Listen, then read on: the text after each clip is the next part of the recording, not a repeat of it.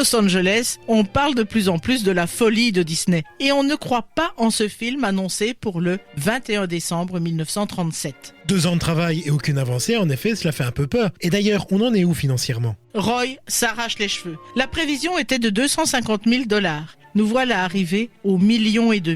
En même temps, il faut dire que Walt en fait presque une comédie musicale. Quand il présente son projet qu'il nomme Future Symphony, Walt veut travailler sur le modèle de ces Silly Symphonies basées sur la musique. Et le choix est plutôt intelligent. Le film comprend de nombreuses scènes effrayantes et certains thèmes sont particulièrement difficiles, comme la cruauté de la reine, la peur dans la forêt, la mort. La musique permet une certaine dédramatisation de ces instants. Et d'ailleurs, en parlant de musique, qui va se charger de l'écriture musicale ? Leigh Harline et Paul Smith sont en charge de la musique. Pour les chansons, Disney se tourne vers le compositeur des Silly Symphonies, Frank Churchill, et pour ce travail d'envergure, il est rejoint par Larry Morey. La consigne, c'est être sûr que chaque chanson aide à raconter l'histoire. Entre 25 et 30 chansons seront écrites, dont 8 seulement seront retenues. L'omniprésence de la musique explique qu'animateurs et compositeurs ont travaillé de concert. Et parmi ces chansons, le célèbre « Un jour mon prince viendra ».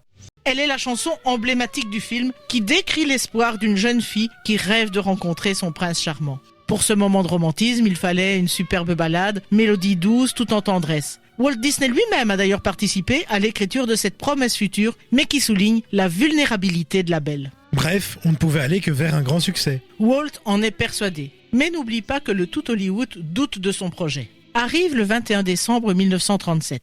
Les invités sont là. Laurel et Hardy, Marlène Dietrich, Cary Grant, Spencer Tracy, Shirley Temple, Ginger Rogers, George Cukor, Clark Gable. Tout Hollywood s'est pressé pour découvrir ce coup de folie de Walt Disney. Au premier rang, Charlie Chaplin et son épouse Paulette Goddard qui viennent soutenir leur ami. À ses côtés, Walt et Lillian retiennent leur souffle. Le livre de contes s'ouvre sur la musique de la chanson mythique, puis le château apparaît accroché dans le lointain sur son piton rocher, un paysage féerique et réaliste qui provoque un cri d'admiration dans la salle. Le pari est gagné et 83 minutes plus tard, c'est l'ovation, la magie Disney vient de naître. Naissance d'une magie et donc un succès qui sera récompensé. Plusieurs prix viendront saluer ce premier long métrage, dont un Oscar d'honneur qui sera matérialisé par une statuette accompagnée de 7 plus petites, remise à Walt des mains de Shirley Temple.